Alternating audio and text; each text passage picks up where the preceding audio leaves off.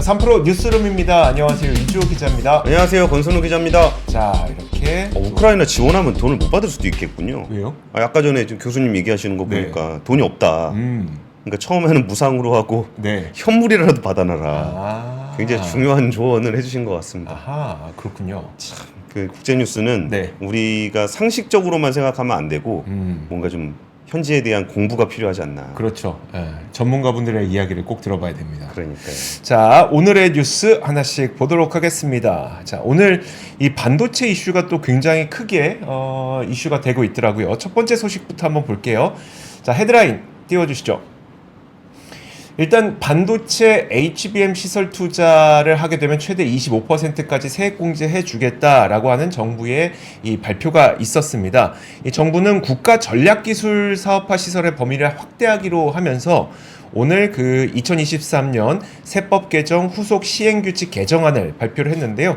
여기에 포함된 내용이 이 고대역 메모리 반도체라고 할 수 있는 HBM을 관련된 시설 투자를 하면 여기에서 25% 세액 공제를 해주겠다라고 하는 내용이 담겨 있는 겁니다. 그 국가 전략 기술이라고 하는 게 뭐냐 그러면 우리나라에서도 기술 패권 경쟁에서 살아남기 위해서 우리나라가 반드시 지켜야 될 기술 같은 것이 있잖아요.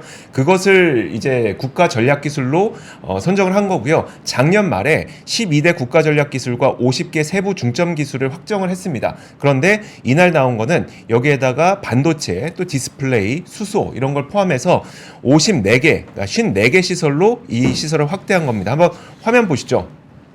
반도체 분야에서는 이제 HBM이 추가가 된 거고요. 디스플레이 쪽에서는 OLED가 추가가 됐습니다. 수소에서는 뭐 수소 가스터빈, 그리고 수소 환원 제철, 수소 저장 효율화 기술 이런 것들이 포함돼서 이런 것들도 이제 우리나라가 국가 전략 기술로 관리하겠다라고 하는 거죠. 자, 그런데 이 뉴스는 사실 이 뉴스만 볼 것이 아닙니다. 사실 연결되고 있는 글로벌 뉴스와 함께 봐야 될 것 같은데요. 이날 지나 러먼도 미국 상무장관이 미국이 자국 내 반도체 투자를 장려하기 위해서 제공하기로 했던 보조금을 받으려고 기업들이 제출한 투자 의향서가 600건이 넘는다고 밝혔습니다. 어마어마한 기업들이 투자 의향서를 제출을 했는데 이게 근데 반대로 말하자면 어떤 기업은 못 받을 수도 있다는 겁니다. 투자 의향서가 너무 많기 때문에 다 줄 수는 없다는 얘기죠. 실제로 러먼도 장관이 관심을 표명한 기업들의 상당한 다수가 자금을 받지 못할 것이라는 게 잔혹한 현실이다. 이렇게 얘기를 했습니다. 이런 가운데 또 하나 뉴스가 있었죠. 그러니까 며칠 전 뉴스긴 한데 블룸버그가 최근 사안에 정통한 여러 소식통을 인용해서 미국 정부가 인텔의 지원을 고려 중인 금액이 100억 달러가 넘는 규모로 반도체법 시행 이후 최대 금액이 될 수 있다. 이렇게 보도를 했습니다. 이 뉴스들을 쫙 종합해 보자면 뭐처럼 보이냐면 야, 못 받을 수도 있는데 인텔은 줄 거야 정도가 되는 것 같습니다. 그 말은 결국 자국 우선주의를 뭐 최우선 가치로 한다는 듯한 뉘앙스가 보이는 거죠. 물론 한국의 삼성전자라든지 대만의 TSMC가 보조금을 못 받을 가능성은 상당히 낮아 보입니다. 업계에서도 삼성전자와 TSMC가 받을 것이라고 관측은 하고 있지만 사실 지금까지 그 지급했던 기업들을 보면은 실제로 미국 국방부와 일을 하고 있는 영국의 방산업체, 그리고 미국의 반도체 업체인 마이크로칩 테크놀로지, 그리고 미국의 파운드리 업체인 글로벌 파운드리스, 이런 곳들에만 지급을 해왔거든요. 물론 나중에 우리도 지급을 받을 수가 있겠죠. 하지만 뭔가 모양새가 굉장히 자국 우선주의를 최우선 가치로 보이는 듯한 이 미국의 반도체 굴기로 좀 보이는 뉴스가 계속 나오고 있습니다. 그래서 우리도 HBM에 대해서 세액 공제를 해주겠다고 하는데 일단 이게 한시적이라는 얘기가 나오긴 했거든요. 하지만 우리도 이런 걸 보건대 한시적으로 하면 안 될 것 같습니다. 근데 지나 러먼드 장관 멘트를 저도 좀 봤거든요. 네. 근데 멘트가 저기더만 이렇게 만약에 당신이 보조금을 받으러 온다면 네. 너의 의견이 타당하다고 이야기할 거야. 네. 근데 안타깝게도 너가 제일 운이 좋을 사례는 한 절반 정도 받는 걸 거야. 네. 그리고 별로 안 좋은 상황은 네. 지금 네가 합의를 안 하고 다음에 왔을 때 절반도 못 받는 거야. 일단 와라. 아니죠. 그러니까 그거잖아요. 일단 절반 준다 그럴 때 그거라도 받아가라. 네. 만약에 네가 한번 생각해 볼게요 라고 해서 돌아가면 그 사이에 다 소진돼 버릴 거다. 그럼 절반도 못 받는 거는 네 말이 타당하지만 네. 나는 좀 안타까워할 거야. 그러니까요. 참 이게 우리나라에서는 이런 경우가 있었나요? 있긴 뭐 전기차 보조금 같은 게 있긴 있었겠네요. 네네. 뭔가 보조금을 신청을 하면은 준다 그랬는데 막상 투자를 했는데 돈을 안 준다. 네. 뭐 생각은 안 해봤는데 미국에서 안 준다 그랬을 때 우리가 뭐라 그래야 되나? 그러니까요. 뭐라고 대응을 할 수 있을지가 막막하니까요. 예, 그 HBM에 대해서 25% 세액 공제를 해준다 그랬는데 SK 하이닉스의 주가는 오늘 5% 가까이 하락했습니다. 무슨 뉴스가 있었던 겁니까? 그 엔비디아가 주도하는 AI 장세에서 네. 우리나라 기업들 중에 좀 그 어떤 효과를 좀 본 거는 HBM을 비롯한 SK 하이닉스 생태계잖아요. 그렇죠. 한미 반도체 같은 경우도 거기 TSV 뚫는 거하고 뭐 그런 거 하고 있으니까요. 본딩하는 거랑. 네. 이게 악재가 된 건 마이크론이었는데요.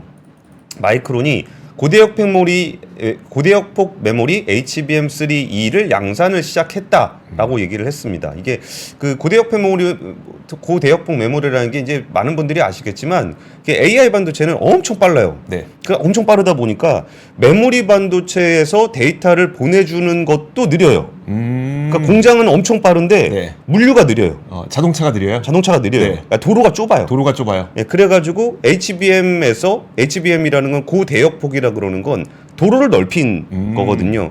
그래가지고 이게 지금은 그 현재는 SK 하이닉스가 그 사실상 나홀로 엔비디아에 납품을 하고 있기 때문에 이거는 뭐 지금 엔비디아 상황 잘 아시잖아요. 막 못 만들어서 못 파는 거지. 네. 살 사람은 줄을 서 있잖아요. 그렇죠. 그것처럼 SK 하이닉스도 빨리빨리 캐파 늘려가지고 좀 이걸 많이 팔아야 되는 그런 상황인데 여기에서 이제 마이크론이 좀 치고 나온 겁니다.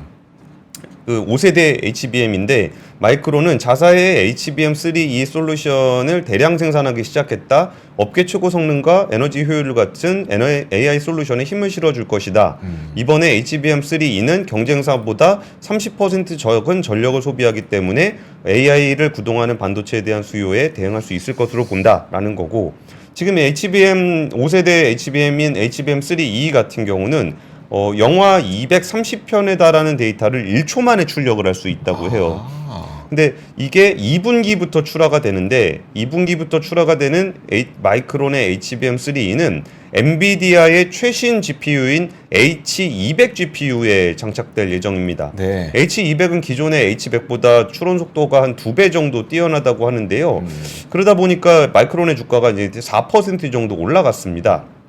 그럼 여기에 더해서 삼성전자도 업계 최대 용량을 구현한 HBM3E 개발을 공개를 했습니다. 네. 마이크론이 8단이라고 하면 삼성전자는 12단. 그러니까 성능적으로는 더 뛰어날 거고 상반기 양산에 돌입할 거라고 해요. 근데 삼성전자는 0.14% 정도만 올랐습니다. 왜 그럴까요? 없었던 게 생기는 거잖아요. 그러니까 마이크론은 이제 파는 걸 전제로 양산을 하는 거고 네. 삼성전자는 만들었으니까 사세요 같은 느낌인 거예요. 네. 아직 엔비디아 쪽에서 이걸 공식적으로 이야기하고 있지 않거든요.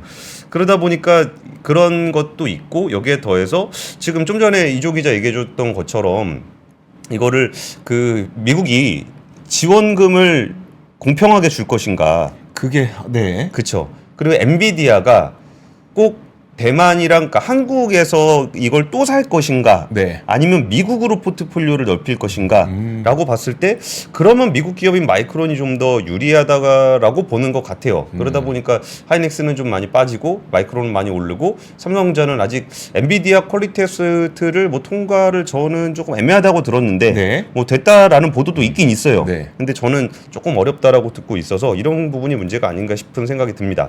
근데 아무래도 이제 HBM 같은 경우는 이제 메모리잖아요. 네. 메모리를 적층하는 거는 패키징이고 그러다 보니까 이게 그 진짜 여기서 넘사벽이라 네.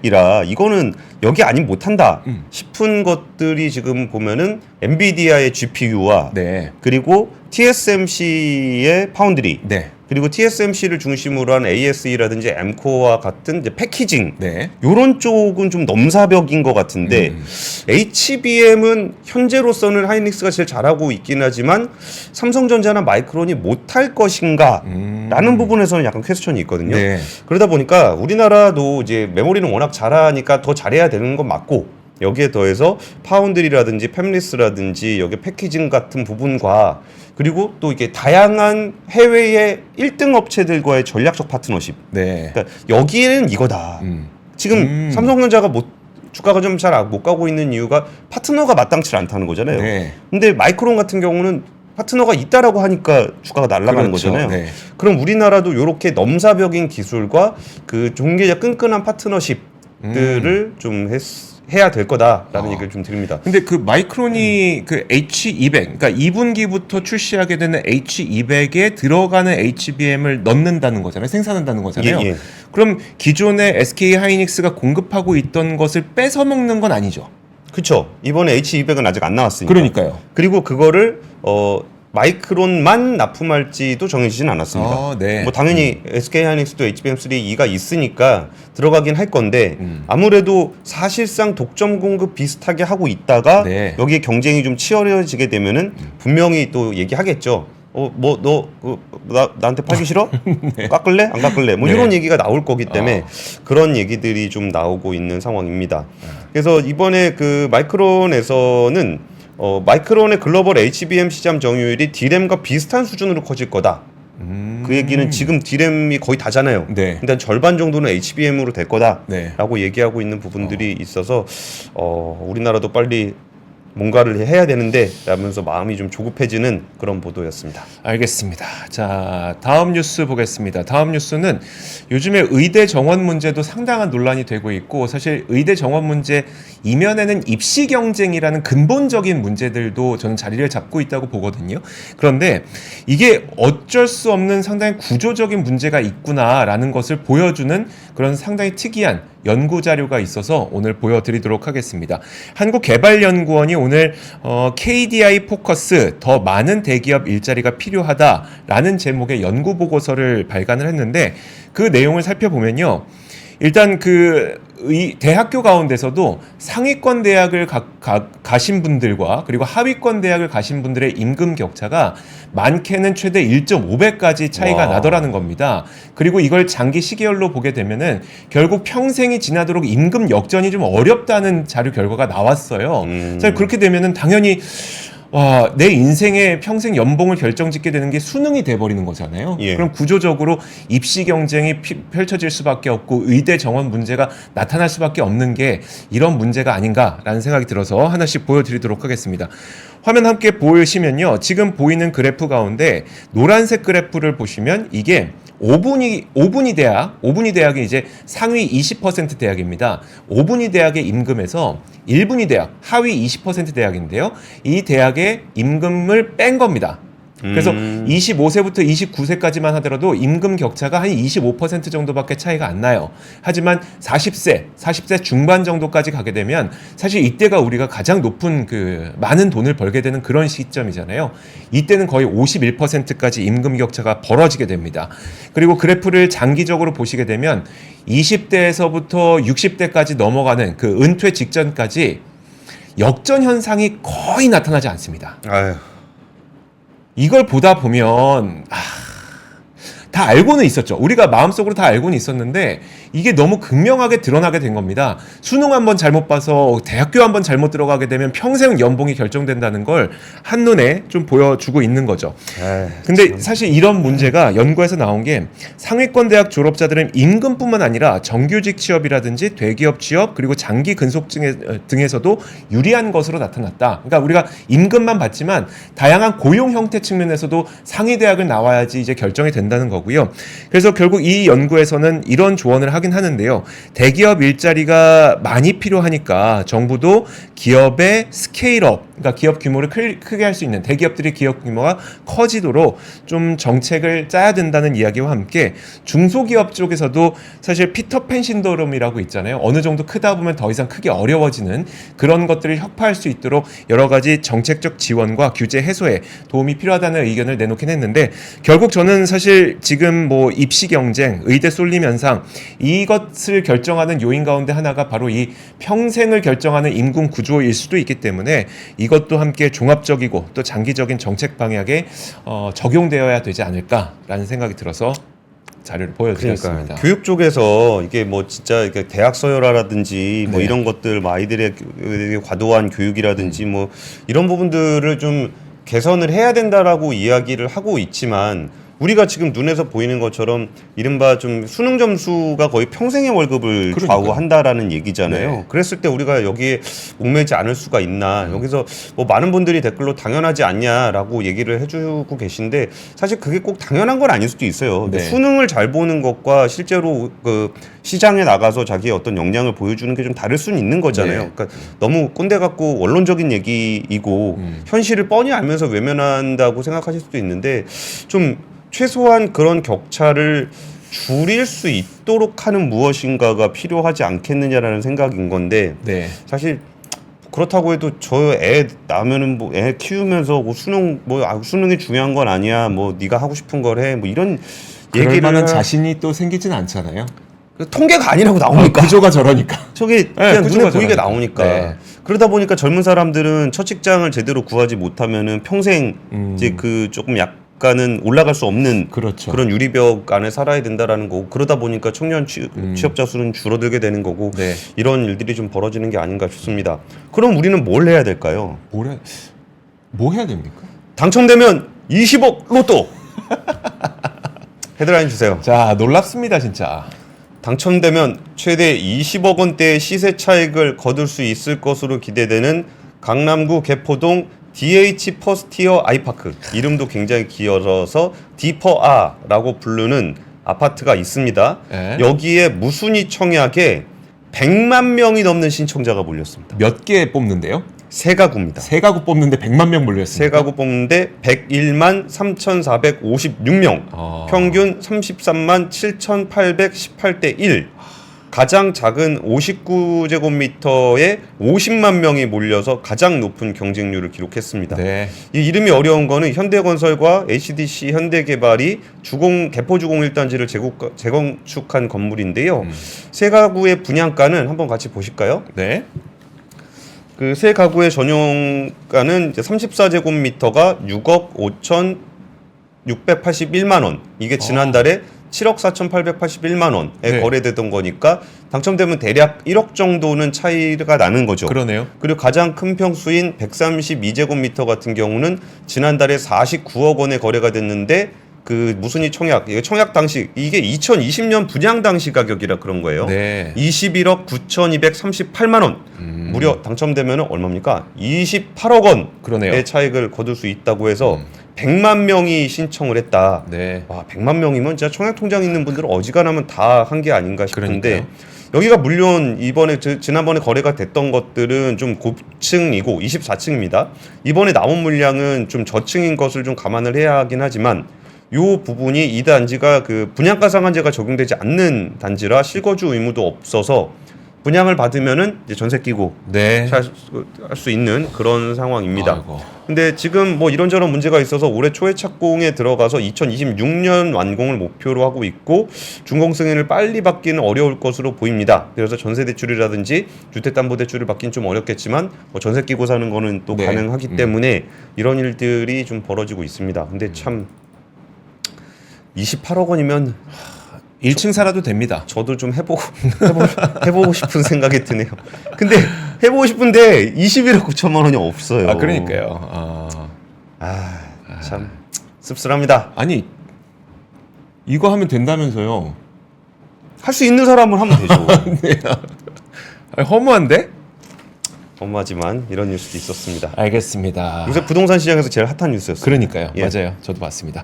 자, 다음 뉴스 한번 보도록 하겠습니다. 다음 뉴스 헤드라인 한번 볼게요. 자, 밀키스 뉴스입니다. 이제 보통 우리가 뉴스를 할 때 한 제품을 다루는 일은 흔치 않잖아요. 예. 근데 좀 어떤 의미가 좀 있는 것 같아서 제가 좀 가져왔습니다. 밀키스 출시 34년 만에 매출 1억 원 브랜드를 달성했다. 인기 있는 국가 보니까 러시아, 대만, 미국. 제가 잠시 후에 순위도 말씀드리도록 하겠습니다. 자, 뭐 이렇게 생각하실 거예요. 요즘 누가 밀키스 먹나? 뭐 저희 세대 정도가 되면 어렸을 때 밀키스 저는 되게 좋아했었거든요. 주윤발. 예. 사랑 밀키스. 맞아요. 그래서 우리 때는 되게 좋아했었는데 사실 저희 아들만 하더라도 한번 줘봤거든요. 그랬더니 딱 반응이 이건 사이다도 아닌 것이 우유도 아닌 것이 왜 먹어? 나 아빠 먹어. 그게 매력인데. 그러니까 네. 어쨌든 근데 뭐 몇몇 분들은 뭐 맛이 좋다 하실 수도 있고 맛이 안 좋다 하실 수도 있지만 결국은 이제 인기를 끌고 있는 것은 사실이니까요. 어떻게 인기를 끌고 있는지 한번 보도록 하겠습니다. 일단 밀키스가 뭐 제로 칼로리 밀키스 제로도 출시하고 글로벌 수출 확대도 하고 하다 보니까 국내에서 810억 원, 해외에서 450억 원 매출 달성해서 1260억 원의 매출을 달성했으니까 굉장히 많이 판 겁니다. 근데 제가 순위를 한번 말씀드릴게요. 1위가 러시아예요. 그리고 2위가 대만, 3위가 미국입니다. 미국에서도 상당히 많은 수출을 하고 있고요. 4위가 중국, 5위가 홍콩입니다. 사실 대만이나 중화권을 진출하는 사연은 여러분들 방금 우리 얘기했던 것처럼 주윤발 효과가 상당히 컸습니다.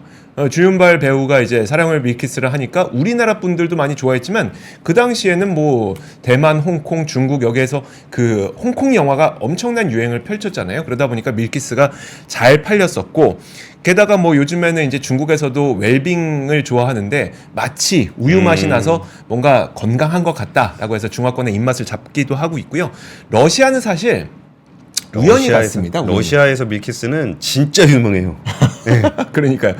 음료 가운데 1위가 밀키스이기도 하죠. 근데 이제 러시아 진출은 사실 좀 우연이에요. 그러니까 일단 1992년에 한러 수교를 하면서 부산항에 이제 많은 선원들이 오셨잖아요. 그때 밀키스 맛보고 가져가서 이제 팔다 보니까 좀 우연히 러시아에 진출을 하게 된 것으로 볼 수 있는데 미국은요 사실 전략적으로 좀 진출했다고 볼 수 있을 것 같습니다. 왜냐하면 코스트코를 비롯한 대형 유통 채널에 입점하게 되면서 매출을 좀 늘려가고 있거든요. 그리고 미국에서 3위라 그랬잖아요. 저희 수출이. 그만큼 좀 전략적으로 입점을 했는데 왜 전략적이냐면 코스트코의 경우에는 여러분들 아시겠지만 소품 그러니까 되게 적은 품목을 대량으로 싸게 판매합니다. 그래서 입점하기가 어려워요. 그러니까 입점하면 잘 팔리는 거죠. 그래서 이건 좀 전략적으로 입점했다고 보면 될 것 같은데 결국 말씀드리고 싶은 건 뭐냐면 옛날에는 뭐 우연이라든지 아니면 글로벌 어떤 슈퍼스타를 통한 마케팅이라든지